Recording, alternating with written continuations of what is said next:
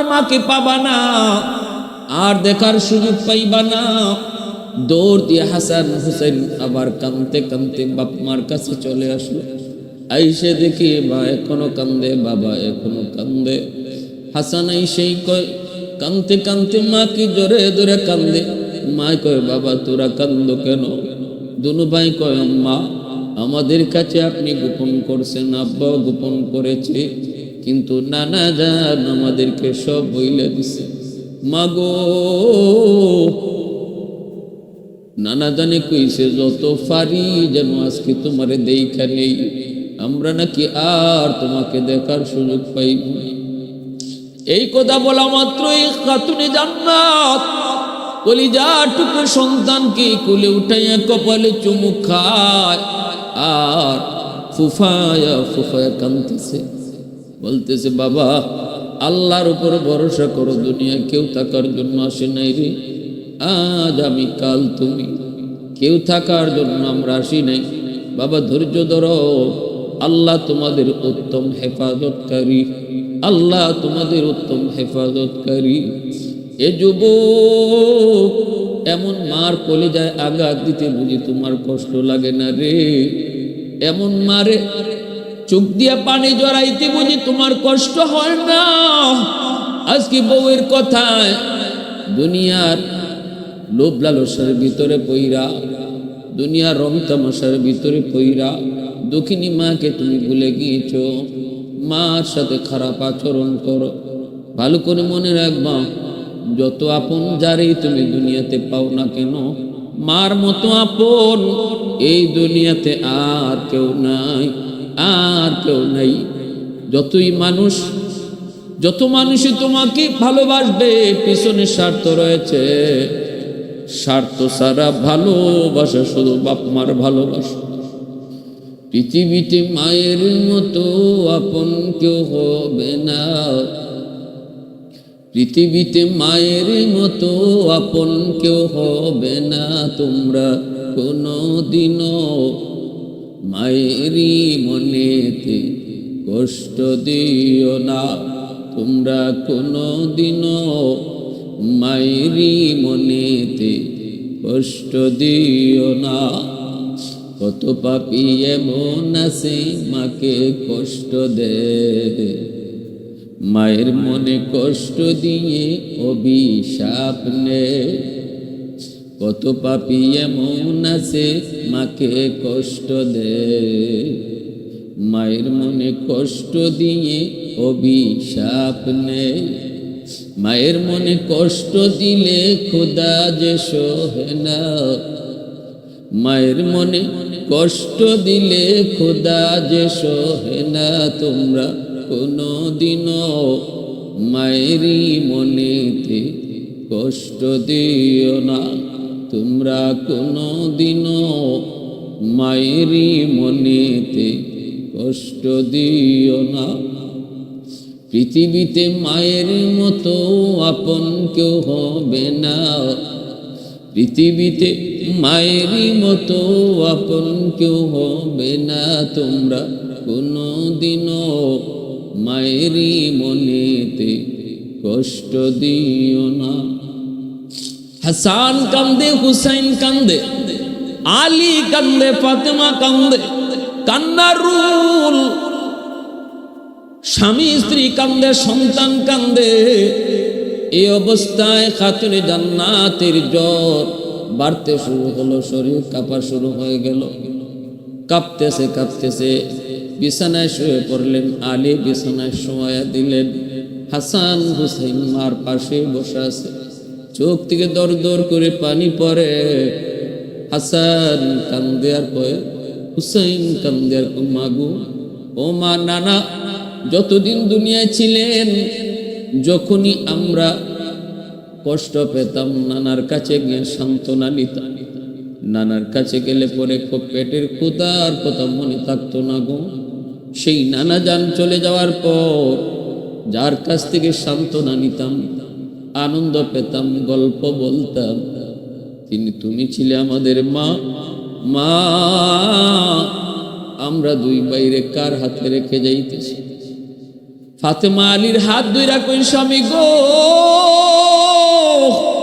ও স্বামী কথা দাও, আমার দুনিয়া থেকে বিদায়ের পর আমার হাসান হুসাইনকে তুমি সব সময় আলগে রাখবা। আমি মা যে দুনিয়াতে নাই এই অভাবটুকু তাদেরকে বুঝতে দিবা না।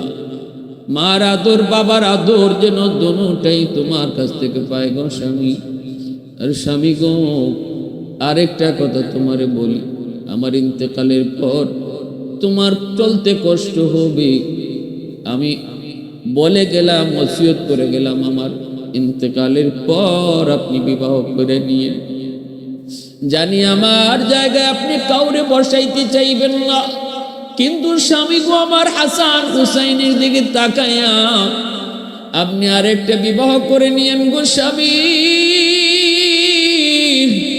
আমি এই কথা না বলে গেলে আমার মন বলে আপনি কাউকে আর বিয়ে করবেন না, আর আপনি কাউকে আমার জায়গায় আনবেন না, কিন্তু আমি আপনাকে ওসিয়ত করে গেলাম আমার ইন্তেকালের পর আপনি একটা বিবাহ করবেন। এই বলতেছেন স্বামীর হাত ধইরা, আর হাসান হুসাইনকে কপালে চুমু খান। হাসান মার কপালে চুমু খায়, হুসাইন মার কপালে চুমু খায়, আলী স্ত্রীর কপালে চুমু খায়। এ দুনিয়ার যুবক একটু খেয়াল করে শুনো, অর্ধ শুনো, জান্নাতের সকল মহিলাদের সরদারিনী আজ দুনিয়া থেকে বিদায় হয়ে যাচ্ছে। জান্নাতের সকল যুবকদের সর্দার হাসান হুসাইন মার পাতা মাথার পাশে, দুনিয়াতেই জান্নাতের সার্টিফিকেট পাওয়া সাহাবী আলী, তিনিও স্ত্রীর পাশে এই অবস্থায় নবীজির কলিজার টুকরা মেয়ে খাতুনে জান্নাত যার ব্যাপারে নবীজি বলেছেন ফাতেমা তো বিদআতুম মিন্নি, ফাতেমা আমার কলিজার টুকরা, ফাতেমা আমার কলিজার টুকরা। আজ দুনিয়া থেকে বিদায় নিতেছেন।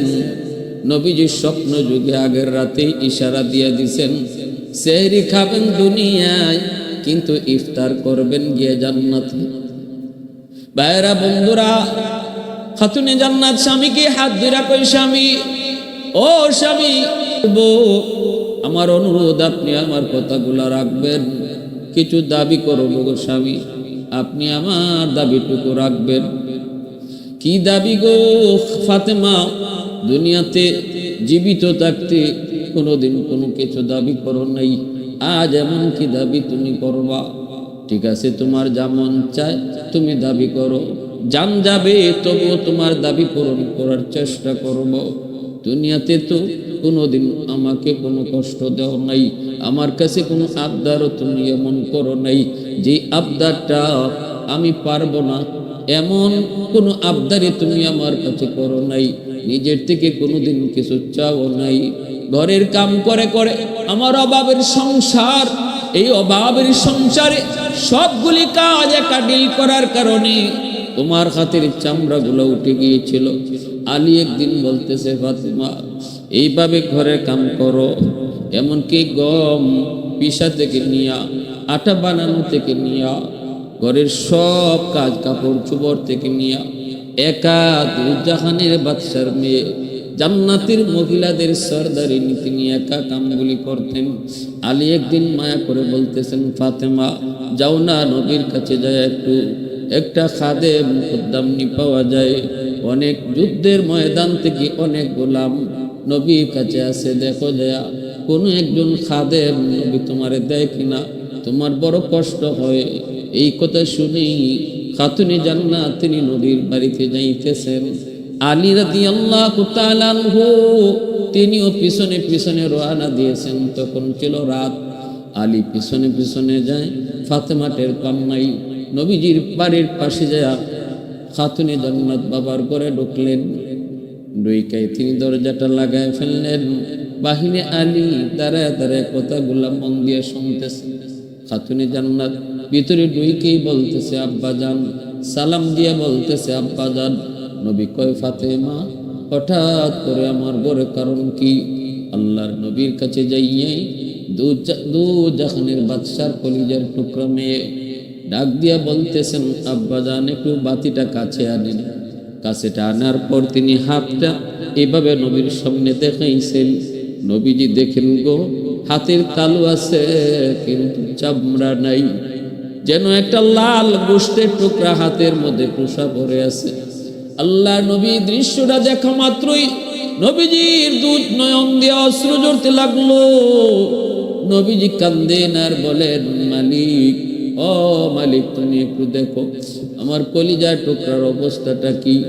আল্লাহ কত কোটিপতির ছেলে, শিল্পপতির ছেলে, সম্পদের মালিক আমার ফাতেমাকে বিয়ে করার জন্য প্রস্তাব দিয়েছিল, আমি কারো কাছে বিয়ে দেই নাই।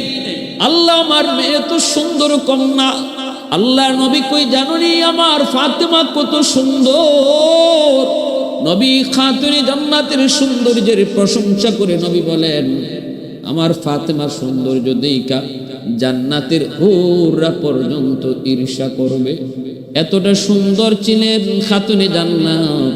রাসূল এবার ডাক দেয়া কয়, আল্লাহ আমার ফাতেমারে চাইলে তো শিল্পপতির কাছে বিয়ে দিতে পারতাম, কোটিপতির কাছে বিয়ে দিতে পারতাম, আল্লাহ সম্পদের মালিকের কাছে বিয়ে দিতে পারতাম, কিন্তু আলীর ঘটকালি তো তুমি করছো, তুমি করছো, এজন্য তো আমি আলীর কাছে বিয়ে দিলাম। আল্লাহ আল্লাহ এখন দেখো আমার ফাতেমার অবস্থা কি। এই কথা বলা মাত্রই খাতুনে জান্নাত আর নবীর ঘরে তাকলেন না, চট করে দরজা খুলে চলে যাইতেছেন। নবী ডাক দেয়া কয়, ফাতেমা রাগ করছো কেন? আমি তো তোমার বিরুদ্ধে কিছু বলি নাই। খাতুনে জান্নাত কই, বাবা গো আপনি আমার বিরুদ্ধে বলেন নাই, কিন্তু আমার স্বামীর বিরুদ্ধে কথাগুলা চলে গেছে গো বাবা। আমার স্বামীর বিরুদ্ধে বা স্বামীর উপরে যদি কিছু কথা লাগে সেটা আমি বরদাস্ত করতে পারি না। আমি আমার উপরে কথা বরদাস্ত করতে পারি, কিন্তু স্বামীর কেউ কথা বলবে বরদাস্ত করতে পারি না। বাবা গো, ও বাবা, টাকা পয়সা শান্তির মূল না, সম্পদ শান্তির মূল না। একজন বিবির জন্য সবচেয়ে শান্তির চাবিকাঠি হলো স্বামীর বুক ভরা ভালোবাসা। এসি আর মখমল আর একটা গাড়ি আর বাড়ি কখনো শান্তি দিতে পারে না গো বাবা। ও বাবা, আমি আলীর ঘরে 3 বেলা খাইতে পারি না, এটা ঠিক, এটা ঠিক, আমি কাম করি, হাতে টুসা পড়ে গেছে, 3 বেলার ভিতরে 3 বেলাই কম খাই, কখনো খাইতে পারি না। কিন্তু বাবা, একজন স্ত্রীর জন্য সবচেয়ে বড় সুখ আর শান্তি যেটা, সেটা হলো স্বামীর বুক ভরা ভালোবাসা। আমি আমার স্বামীর কাছ থেকে বুক ভরা সেই ভালোবাসা পাই, বিন্দু পরিমাণ কৃপণতা নাই। আমাদের সংসার ভালোবাসার সংসার। আল্লাহর নবীর কাছে যখন এই কথাটা বললেন, নবীজি টান দিয়া মেয়েকে বুকে জড়ায়া শুকরিয়া আদায় করেন আর বলেন, মা আয় আমার বুকে আয়, আমি তো এটাই চাই গো মা, আয় আমার বুকে আয়।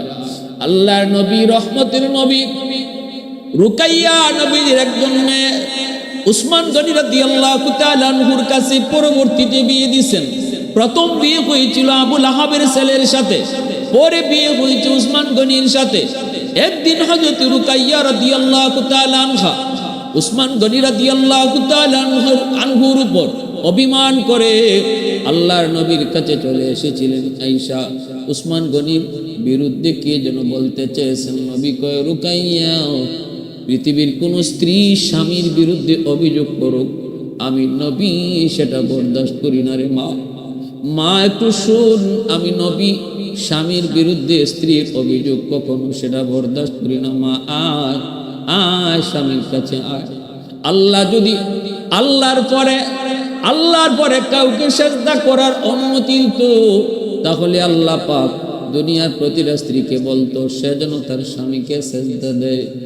দুনিয়ার কোন স্বামী খুশি স্ত্রী এই অবস্থায় যদি মারা যায়, আমি রাসূল বললাম এই বিবি মারা যাইতে দেরি, আল্লাহর জান্নাত পাইতে দেরি হয় না। শাফিঈ রুজে জাযা খতিবে আম্বিয়া, শাফিঈ রুজে জাযা খতিবে আম্বিয়া, সাহেবে হাউজ লিওয়াজিল খুদা রুজে আতীদ।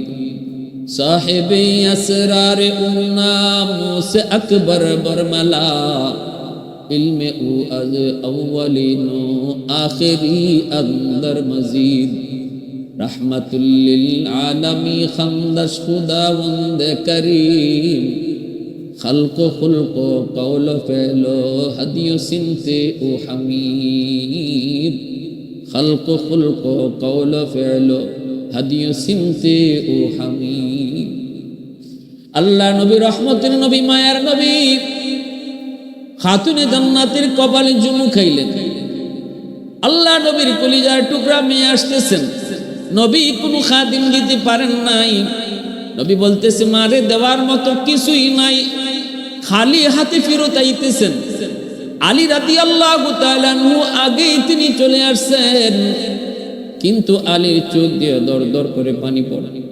আল্লাহ তুমি যে আমাকে এমন একজন বিবি দিয়েছ গো আল্লাহ, আমি দুনিয়াতে সবচেয়ে সুখী একজন স্বামী, এমন একজন স্ত্রী তুমি আমাকে দিয়েছ।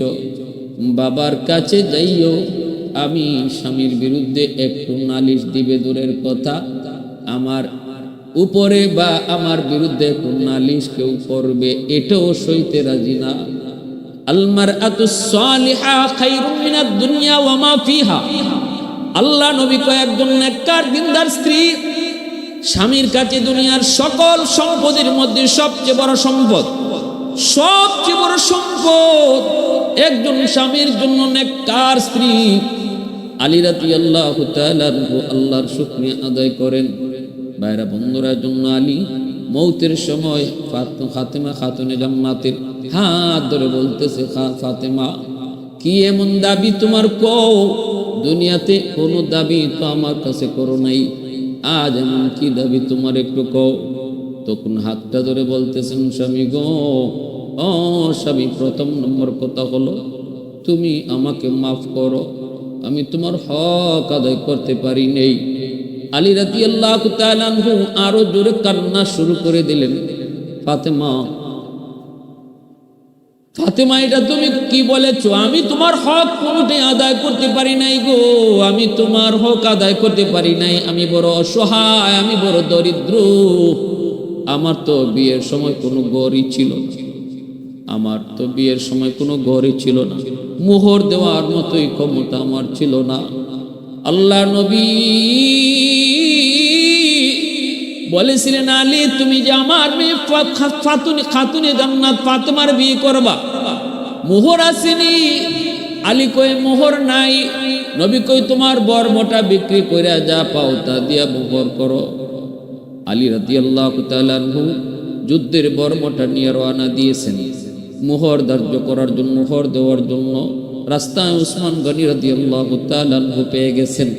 ধনী একজন সাহাবী ওসমান গনি কয়, আলী কই যাও? কয় বর্মটা বিক্রি করব। কেন? কয় মোহর দেওয়ার জন্য। ওসমান গনি কয় আমার কাছে বিক্রি করো, কত দেওয়া লাগবে? কয় আপনার যা খুশি। ওসমান গনি 500 দিরহাম দিয়ে দিছেন। এইবার দেখা যায় এই বর্মটা তিনি লইয়া ওসমান গনি নিয়ে গেলেন, টাকা দিয়া দিলেন। আলী রাদিয়াল্লাহু তাআলা আনহু এই টাকাটা তিনি মোহর হিসেবে দিলেন। কিন্তু বিয়ের দিন ওসমান গনি যেই বর্মটা আলীর কাছ থেকে কিনছিলেন, এই বর্মটা বিয়ের দিন তিনি আবার আলীকে উপহার দিয়ে দিচ্ছেন। যেই আলী বিয়ে করার সময় মোহর ছিল না, এত দরিদ্র, এত গরিব, ওই আলী বলতেছে, ফাতেমা গো, আমি তোমার কোনো হক আদায় করতে পারি নাই, তোমার কোনো শখ, তোমাকে কোনো আনন্দ, তোমাকে আমার মন মতোই তোমাকে আমি কিছু খাওয়াইতে পারি নাই, দিতে পারি নাই। ও ফাতেমা, তোমার কাছ থেকে আমি কোনো কষ্ট পাই নাই, তুমি যদি আমার কাছ থেকে কোনো কষ্ট পেয়ে থাকো গো বিবি, দয়া করে মাফ করে দিও। এইভাবে স্বামী স্ত্রী একজন আরেকজনের কাছ থেকে মাফ নেয়। এরপরে খাতুনে জান্নাত ডাক দেয়া কয়, স্বামী গো, আমার দ্বিতীয় আবদার হলো, আল্লাহর নবী আমার আব্বাজান বলেছেন ইফতার করব নবীর সাথে জান্নাতে, অতএব ইফতারের আগেই হয়তো আমার ইন্তেকাল হয়ে যাবে। স্বামী গো, অনুরোধ করি এই রাতের বেলায় আপনি আমাকে দাফন করে দিয়েন, আর কারোকে এলানও করবেন না, জানাজার জন্য মানুষ ডাকবেন না, রাতের বেলায় আমাকে দাফন করবেন, কারণ আমি পছন্দ করি আমার জানাজা, আমার দাফনটা যেন রাতের অন্ধকারে হয়, কেউ যেন দেখতে না পায়। আমি আল্লাহর কাছে ওয়াদা করব, চাইছি জীবনভর চাইছি, মালিক যেভাবে দুনিয়াতে আমি পর্দা করছি, আল্লাহ মরণটা যেন, মরণ শুধু নয় দাফনটাও যেন আমার পর্দার হালতে হয়। এজন্যই রাতের অন্ধকারে আমাকে দাফন করে দিও, সকাল পর্যন্ত অপেক্ষা করো না, আর আমার মৃত্যুর এলান তুমি কইরো না গো স্বামী। আমি চাই না আমার জানাজায় অনেক মানুষ হইতো, মানুষজন আইসা আমার চেহারা যদি নাও দেখে, আমার কাফনের উপর দিয়ে আমার বডিটা তারা আন্দাজ করে ফেলবে, কতটুকু আমি লম্বা, কতটুকু চৌড়া। এটাও আমি পছন্দ করি না, এটাও আমি পছন্দ করি না গো স্বামী। রাতের অন্ধকারে চুপচাপ আমার হাসান হুসেনকে নিয়ে আপনি জানাজা পয়রা দাফন দিয়ে দিন। আমার কলিজার টুকরো সন্তান হাসান হুসেনকে নিয়ে আপনি দাফন দিয়ে দিয়েন, কারো কাছে আমার মৃত্যুর খবরটাও দিয়েন না। আলী রাদিয়াল্লাহু তাআলা আনহুর হাত ধরে জান্নাতের সরদারিনী একজন স্ত্রী তার স্বামীর হাত ধরে মৃত্যুর আগে ওসিয়ত করে যায়, আরেকটা দাবি করেন, মরণের পর আমাকে কবর দিবা জান্নাতুল বাকি, পূর্ব দিকে সবুজ একটা বাতি আছে, ওই বাতির নিচে আমাকে শোয়াই দিও। আর স্বামী গো, আরেকটা দাবি হলো, আমার কবরের উপরের মাটি তুমি উঁচা রাইখো না, মাটিটাও সমান করে দিও, আমার কবর দেখেও যেন কেউ বুঝতে না পারে কোন কবরটা খাতুনে জান্নাতের কবর।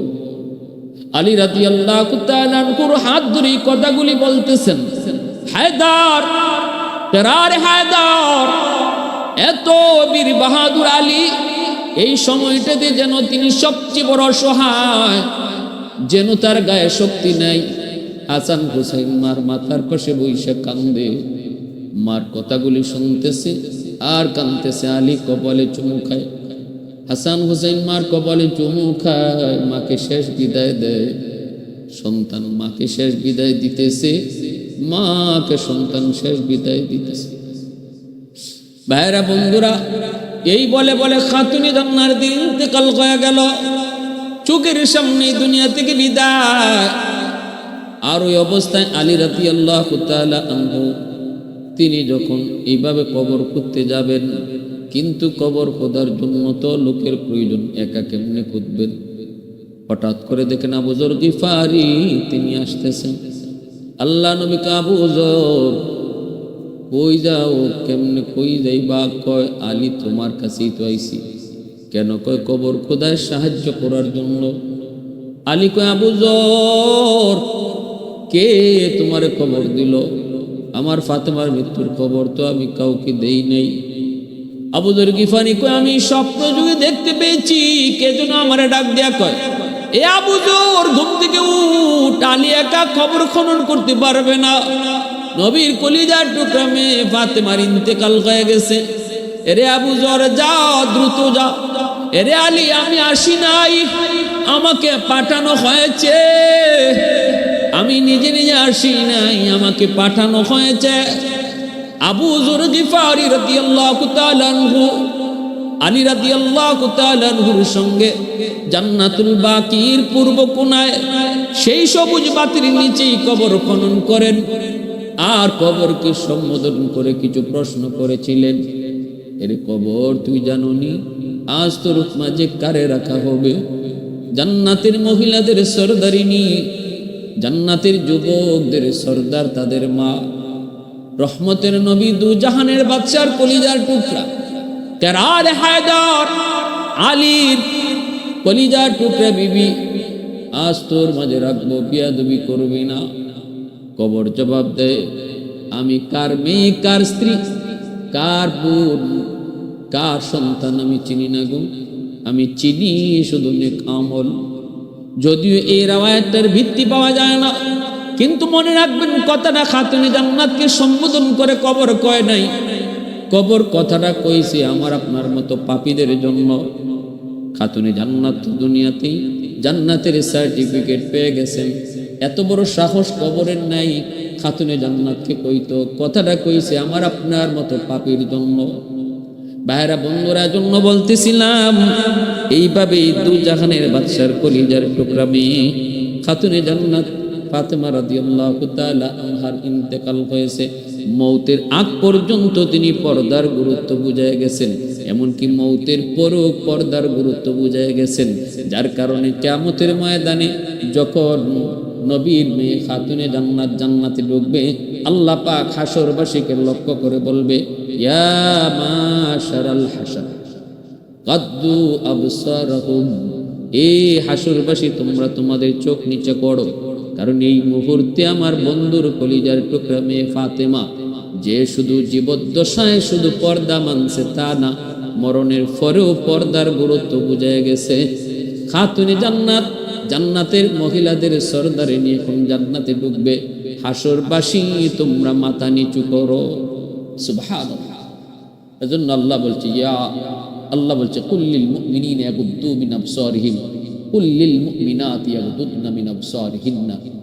আলী রাদিয়াল্লাহু তাআলা আনহুর সাথে খাতুনে জান্নাতের এত মহব্বত ছিল, ইন্তেকালের পর কবরে রাখলেন। আর সেই কবরে হযরত আলী কতবার যে যাইতেন, গেলে আর কবরের পাশ থেকে আসতেন না। খাতুনে জান্নাতের কবরের পাশে বৈশা বৈশা হযরত আলী কবিতা পড়তেন, হাবিবুন গাবা আন আইনি ওয়া জিসমি, হাবিবুন গাবা আন আইনি ওয়া জিসমি ওয়া আন কলবি হাবিবি লা ইয়াগিবু, হাবিবুন লাইসা ইয়াদিলুহু হাবিবুন ওয়া মালি সাওয়াহু ফি কলবি নসিবু।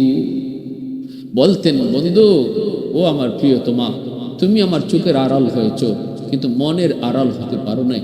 আমি মন থেকে তোমাকে একটা মুহূর্তের জন্য ভুলতে পারি না, মন থেকে আমি তোমাকে ভুলতে পারি না।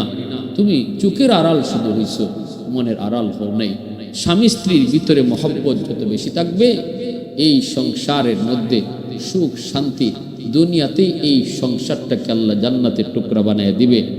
আর সন্তানগুলার মধ্যে এই স্বামী স্ত্রীর মহব্বত আর ভালোবাসার সুন্দর আসর জয় পড়বে, প্রভাব পড়বে, তাদের জেহেন জাকত মেধাশক্তি বাড়বে।